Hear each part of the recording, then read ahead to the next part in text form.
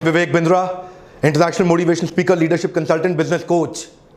आज तक का जितना भी बिजनेस को लेकर के इंपॉर्टेंट लर्निंग है, पूरा बिजनेस को बिल्ड करने के लिए एक ही वीडियो में सारे लेसन देने जा रहा हूं। एक साल अगर आप कहीं ट्रेनिंग लेंगे ना, वो एक साल की ट्रेनिंग को समराइज करके 10 पॉइंट्स में बताऊंगा। एक स्टार्टअप हो या बड़ा बिजनेस हो, फेलियर के 10 कारण क्या होते हैं। अगर ये 10 चीजें जो मैं बताने वाला हूं आपको, ये अगर ठीक हो गई, आपके बिजनेस में सेफ हो जाएगा, बिजनेस की हेल्थ ठीक हो जाएगी। IBM institute for business value and Oxford economics के हिसाब से 90% इंडियन स्टार्टअप पहले 5 साल में ही खत्म हो जाते हैं। One of the biggest reason is the lack of exact needed innovation. इनको मैं 10 पॉइंट्स में डिटेल में बताने वाला हूं। 2015-16 की एशिया की रिपोर्ट देखें, इंडिया ने केवल 1423 पेटेंट फाइल किए, कोरिया ने 14,600 पेटेंट फाइल किए, चाइना के 29,800 पेटेंट हैं, और वहीं जापान 44,200 से ज्यादा पेटेंट फाइल करके एशिया के अंदर स्टार्टअप्स में सबसे आगे निकला है। फोर्ब्स ने मोस्ट इनोवेटिव लिस्ट ऑफ एक कंपनीज निकाली, उसके अंदर 25 टॉप कॉर्पोरेट जहां सबसे ज्यादा इनोवेशन होता है, इंडिया की 25 में एक ही कंपनी आई, एशियन पेंट्स।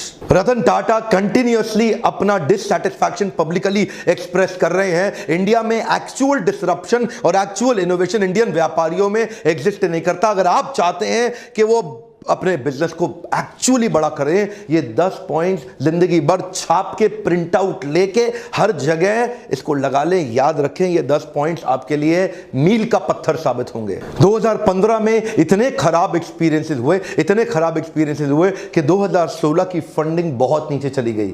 2015 में स्टार्टअप्स को फंडिंग मिली $7.5 बिलियन की। वही 2016 के अंदर हमारे स्टार्टअप्स केवल $3.5 बिलियन का फंड ही अट्रैक्ट कर पाए। वो एनर्जी कम हो गई। आज इन्वेस्टर पैसा डालना ही नहीं चाहते, क्योंकि हमारे इंडिया में स्टार्टअप्स को बड़ा करना और मेंटेन बिजनेस को करना आता नहीं है लोगों को। स्टार्टअप के इकोसिस्टम को लेके जो मोस्ट पॉपुलर 10 सिटीज है पूरे दुनिया के अंदर, उनमें इंडिया की किसी भी सिटी का नाम ही नहीं आता। मोस्टली सारी सिटीज अमेरिकन है। नंबर 1 पे सिलिकॉन वैली, 2 पे New York city, Los Angeles, Boston, ये टेल अवीव इजराइल से आती है, फिर London, Chicago, Seattle, Berlin, Singapore. India का कहीं नाम ही नहीं आता। हां, बैंगलोर तो है, लेकिन टॉप सिटीज में नहीं आ रहा। केवल बैंगलोर ही रजिस्टर हो रहा है दुनिया के मैप पे। क्विकली 10 पॉइंट लेते हैं। पहला पॉइंट है missing innovation around customers money making model. सारे जितने व्यापारी हैं पहले अपने मनी मेकिंग मॉडल को कैलकुलेट करते हैं, ये नहीं देखते कि उनका कस्टमर का मनी मेकिंग मॉडल क्या होने वाला है। मेरे कस्टमर को एग्जैक्टली सफलता कहां से मिलेगी, मेरे को सफलता कहां से मिलेगी, ये सब कैलकुलेट कर रहे हैं। लेकिन जब तक कस्टमर की सफलता कैसे होगी, उसकी प्रॉफिटेबिलिटी, उसकी लिक्विडिटी, उसकी ग्रोथ, उसकी प्रोडक्टिविटी, उसका ग्रॉस मार्जिन, उसका रेवेन्यू, उसका inventory turnover, cash flow, brand equity, उसका कस्टमर एक्विजिशन और रिटेंशन, और उसकी वेलोसिटी, स्पीड ऑफ ट्रांजैक्शन, किस प्रकार मेरे कस्टमर अपने मनी को लेके ग्रो करते हैं, किस प्रकार मेरे कस्टमर का मनी मेकिंग मॉडल और रिकरिंग रेवेन्यू मॉडल ग्रो करता है। जिस दिन वो समझ में आएगा तो कस्टमर की नीड से मेरी ग्रीड पूरी होगी। पहला पॉइंट, इनोवेशन कैसे आता है, what problem are you solving in your customers life which he cannot solve on his own। Innovation किधर होगा, कस्टमर की नीड पे होगा। ये पहला पॉइंट है। और अगर हम थोड़ा बहुत नीड समझ भी लेते हैं ना कस्टमर की, इंडियन स्टार्टअप्स तो ऐसे हैं जो कॉपी मारने में बड़े तेज हैं। उबर आया, उसके अगेंस्ट ओला खड़ा कर दिया। एयरबीएनबी आया, उसके अगेंस्ट ओयो खड़ा कर दिया। अमेजॉन आया, उसके अगेंस्ट फ्लिपकार्ट खड़ा कर दिया। स्पॉटिफाई आया, उसके अगेंस्ट गाना खड़ा कर दिया। अगर कस्टमर की नीड को समझने की कोशिश भी कर रहे हैं तो वो भी सीधा सीधा अमेरिकन स्टार्टअप्स को एकदम कॉपी मारने की इंडिया में कोशिश कर रहे हैं। अपना बड़ा इनोवेशन अभी तक इंडियन स्टार्टअप ऐसा कोई भी नहीं जो पूरी दुनिया में छा चुका हो। नेक्स्ट पॉइंट है negative cash flow and negative working capital. This is one of the biggest reason एक स्टार्टअप सूख जाता है। क्या हो जाता है, सूख जाता है। उसका जो ब्लड होता है ना, जो एक ऑर्गेनाइजेशन को रन करता है, जो शरीर को चलाता है, वो खत्म हो जाता है। A cheque in hand means nothing. One more time, come on. A cheque in hand means nothing, you need cash. Profit important है, कैश भी इंपॉर्टेंट है। आपको दोनों चाहिए, दोनों अलग अलग चीजें हैं। आपके बुक्स ऑफ अकाउंट में हो सकता है प्रॉफिट आ रहा हो, लेकिन आपकी कैश की पेमेंट डिले होती जा रही है। कस्टमर से, मार्केट से पैसा वापस रिकवरी नहीं हो रही, रिकवरेबल स्लो हो गई, उसको बोलते हैं नेगेटिव कैश फ्लो। हो सकता है बुक्स ऑफ अकाउंट में, आपकी इनवॉइसेस में आपके पास में मार्जिन हो, लेकिन धंधे में कैश रनिंग बिजनेस के लिए वर्किंग कैपिटल चाहिए होता है। फिर आप बार बार फंडिंग एजेंसी ढूंढते हैं और कहीं पर फंडिंग एजेंसी एक लेवल के आने के बाद वो आपको फंड देना बंद कर देती हैं। वो negative cash flow one of the biggest reason हमारे स्टार्टअप्स को बर्बाद करने के लिए। कुछ इंडियन स्टार्टअप जो अभी पीछे बंद हुए, one of the most funded startups जो बंद हुए, उनके मैं नाम बताता हूं आपको, जैसे कि askme.com, auto Raja, talent pad, Fashionara, auto on cab, frankly me, ये सारे अच्छे बड़े फंडेड स्टार्टअप्स थे, खत्म हो गए। पॉजिटिव कैश फ्लो बना के रखिए। जो माल बेच रहे हैं कोशिश करिए पेमेंट एडवांस में या टाइम पे ले सकें। तीसरा पॉइंट है एक्सपेंशन विद नेगेटिव मार्जिन। पिछला वाला था कैश फ्लो के बारे में, यह है मार्जिन के बारे में। अगर ग्रॉस मार्जिन ही नहीं है, बहुत सारे स्टार्टअप्स ने आजकल क्या सोचना शुरू किया, मार्केट को एक्वायर करो, लॉस लीडिंग स्ट्रैटेजी पकड़ो, पूरी मार्केट को एक्वायर करने के लिए सस्ते में माल बेचना शुरू कर दो, वैल्यूएशन बढ़ेगा तो बाद में बाहर से फंड लेके इसको बढ़ा लेंगे। ध्यान दीजिए, अगर शुरू से आपको ये क्लियर नहीं है ना कि आपका प्रॉफिट कहां से आएगा, बाद में मरेंगे पक्का। मैं कितने लोगों को दुखी देखता हूं, मेरे लीडरशिप फनल में आते हैं, फिर उनको समझाते हैं, उनका दिमाग के ढक्कन खुल जाते हैं इस लीडरशिप फनल प्रोग्राम में। ये दिक्कत क्या है, ये धंधा करते हैं सस्ता बेचने के चक्कर में शुरू से ही मार्जिन के साथ कॉम्प्रोमाइज कर जाते हैं। ध्यान दीजिए, पहले से ही प्लान बना के रखिए कि कब और कैसे अपने मार्जिन को कवर करेंगे। सस्ता बेचने के चक्कर में मार्केट को एक्वायर करने में डीप पॉकेट्स के लिए अगर प्रिपरेशन नहीं है, पहले प्रिपेयर नहीं किया, जिंदगी भर रिपेयर करते रहोगे, बाद में बड़ा सा लिखा होगा शट डाउन। और हमारे आते हैं लीडरशिप फंड में, बेचारे रोते हैं मेरे साथ पर्सनली बैठ के, यही गलतियां कर रहे हैं, या नेगेटिव कैश फ्लो या नेगेटिव मार्जिन। ये दोनों बहुत जरूरी है, दोनों अलग अलग पॉइंट है, दोनों को समझिए। अगला मेरा पॉइंट है lack of talented man power. इसके ऊपर मैंने पूरा वीडियो दिया था, how to build high performance team. अगर आपके पास नवरत्न तैयार नहीं है ना, अकबर की टीम विदेश से इंडिया आई थी, नवरत्नों की मदद से पूरे देश को कंट्रोल कर लिया। क्या आपके पास आपके talented, high potential, high performance, high skill, high will, क्या आपने हाईली केपेबल लोगों की मैन पावर तैयार करी है?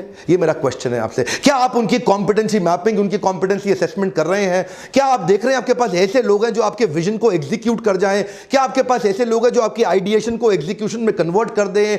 क्या आपके पास ऐसे लोग हैं जो मोस्ट टैलेंटेड लोग हाईएस्ट एंथुसियाज्म और एनर्जी के साथ काम कर रहे हैं?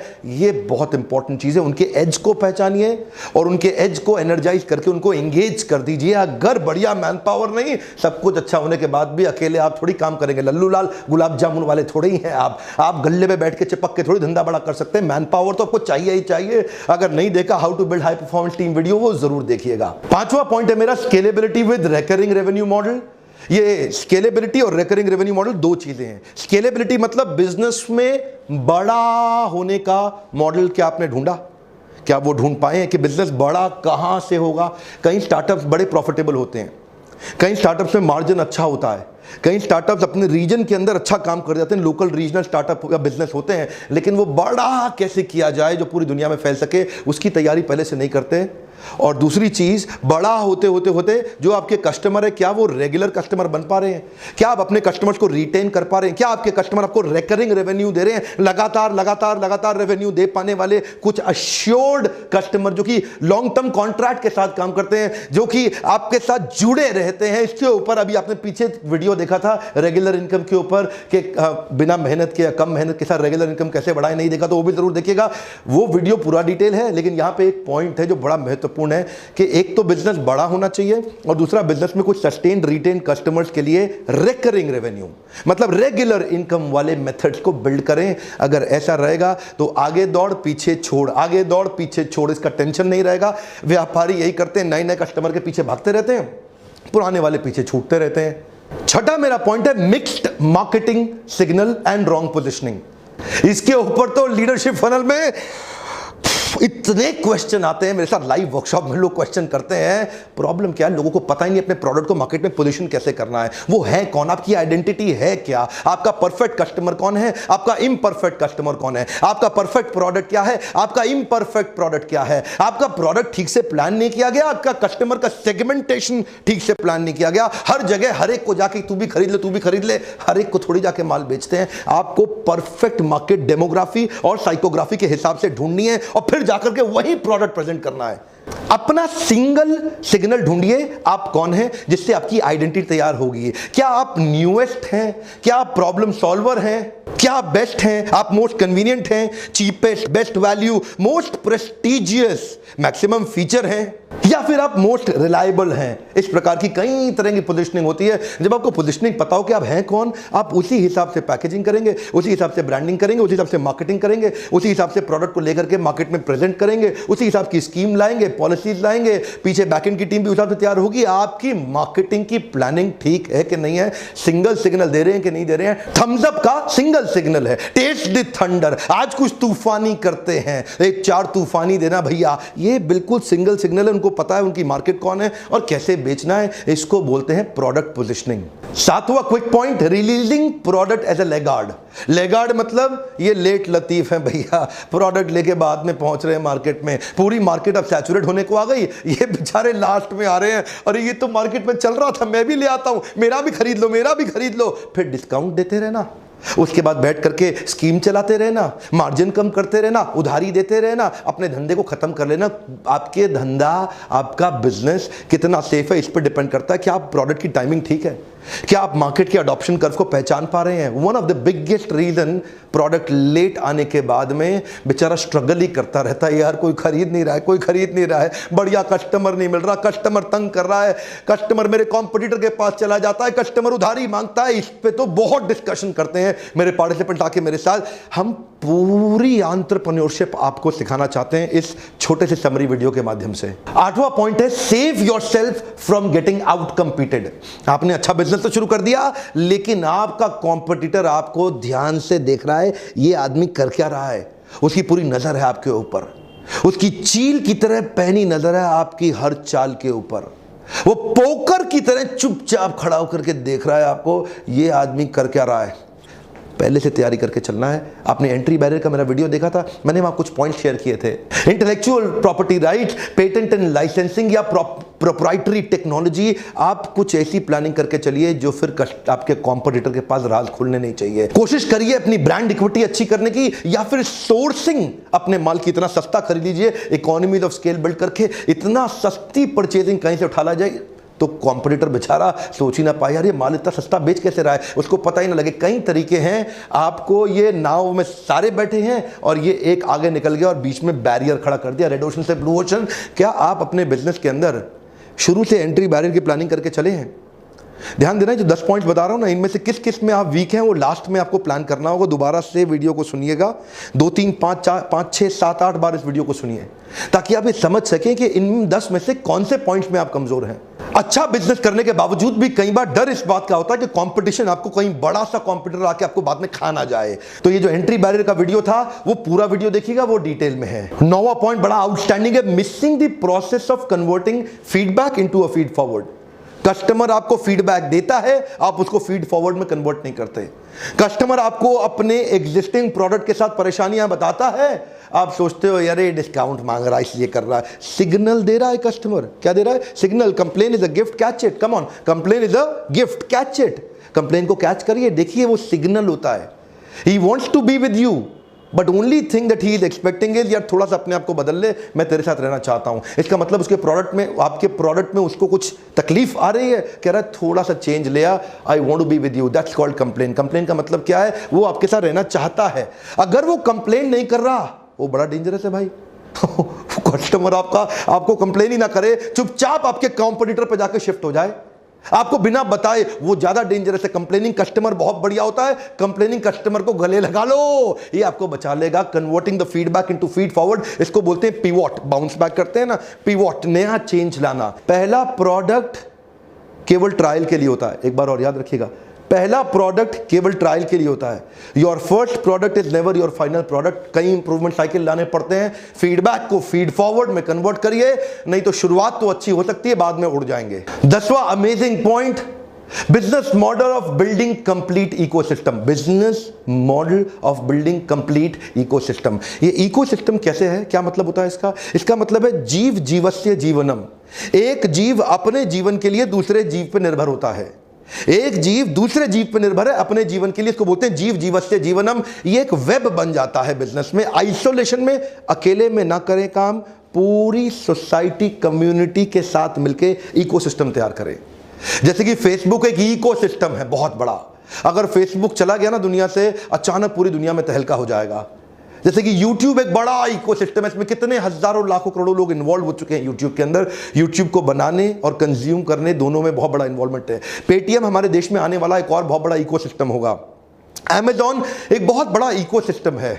गूगल का एंड्रॉइड कमाल का इकोसिस्टम है। गूगल ने एक प्लेटफॉर्म क्रिएट किया जहां पे एप्लीकेशन बनाने वाले लोग आके फ्री में एंड्रॉइड का एप्लीकेशन अपना डालते रहते हैं। बेचारे मोबाइल हैंडसेट मेकर्स के लिए मजबूरी हो गई, क्योंकि अब एंड्रॉइड का इतना बड़ा प्रेजेंस है मार्केट में, तो वो एंड्रॉइड कंपैटिबल मोबाइल ही बनाते हैं। अब वो एंड्रॉइड कंपैटिबल मोबाइल बनाते हैं तो एंड्रॉइड पे और ज्यादा एप्लीकेशन आती हैं। अब ये सबका फायदा किसको हो रहा है? गूगल को, क्योंकि उसने अकेले में काम नहीं किया, उसने दुनिया को अपने साथ जोड़ लिया। क्या आप अपने बिजनेस को अकेले में तो नहीं कर रहे? अपॉर्चुनिस्टिक मार्केट के अंदर सामने वाले को पेल दो, अकेले में मिल गया ये कस्टमर, पेल दो। कई बार ऐसा करते हैं ना लोग। ऐसा कुछ क्रिएट करिए कि दुनिया का फायदा आपकी एग्जिस्टेंस से हो रहा हो, जिस दिन आप चले गए पूरी दुनिया रुक जाए। और कम से कम दुनिया नहीं, छोटे शहर से प्लान करिए। ये सब हम लोग पूरा दिन 2-2, 3-3, 4-4 दिन बैठ के लीडरशिप फनल में इन सब पॉइंट्स को डिस्कस करते हैं डिटेल के अंदर। लेकिन मैंने आपको 10 पॉइंट ऐसे, ये बड़ा पावरफुल वीडियो, इसको दोबारा घुमा के देखिएगा। YouTube वीडियो ज़्यादा बड़ा कितना बड़ा कर सकते हैं हम, लिमिटेड ही रखना पड़ता है। लेकिन लीडरशिप फनल में आके आप मुझसे डायरेक्ट क्वेश्चन करते हैं। आपके पास एक सुविधा होती है मुझसे अपने बिजनेस के बारे में, वर्कशॉप के बीच में ओपन क्वेश्चन के बहुत राउंड होते हैं, जहां मैं हर एक के क्वेश्चंस का जिम्मेदारी के साथ उत्तर देता हूं। आपने प्रश्न किया, मैंने उत्तर दिया, आपने प्रश्न। इस तरह से हम बहुत से व्यापारियों को सफल बना रहे हैं, जिसके लिए आप इस नंबर पे फोन करके थोड़ा पता लगाइए कि अगला प्रोग्राम कब है। हो सकता है आपके आसपास हो और कौन से शहर में हो रहा है। आज कमेंट में मुझे बताइए अगला बिजनेस से संबंधित कौन सा वीडियो देखना चाहते हैं आप। मैं आपसे पूछना चाहता हूं अगला बिजनेस से संबंधित कौन सा वीडियो देखना चाहते हैं। अगर आपको मेरे इन वीडियो से मदद हो रही है, लाइक जरूर करिए। और बड़े बड़े ग्रुप्स हैं आप लोगों के व्हाट्सएप में, वहां पे कई लोगों को शेयर करिए। मुझे बहुत लोग रोज जिस एयरपोर्ट पे जा रहा हूं, जिस शहर में जा रहा हूं, लोग मुझे रोज मिल रहे हैं। हजारों लोग मुझे हर रोज, मैं कई नए लोगों से, आपका वीडियो से मुझे ये फायदा हुआ, आपके वीडियो से मुझे वो फायदा हुआ, आपके वीडियो से ऐसा फायदा हुआ। लोगों के फायदे के लिए वीडियो उनको शेयर करिए। ये वहां सब लोगों तक पहुंचेगा ना, तो हमारा नाम भी तो ग्लोबल प्रेजेंस में आना चाहिए। क्यों हमारे शहरों का नाम नहीं आ रहा है global best startup cities in the world के अंदर? क्यों हमारे देश की बड़े कॉर्पोरेट पूरे दुनिया में नहीं छा रहे हैं? वीडियोस को शेयर करिए। कई बार लोगों के दिमाग के ढक्कन खुल जाते हैं। सब्सक्राइब आपने जरूर कर लिया होगा, दोस्तों को भी कराइए, उनसे भी बेल आइकॉन हिट कराइए। ऐसे वीडियोस देखने के लिए आपका बहुत बहुत धन्यवाद।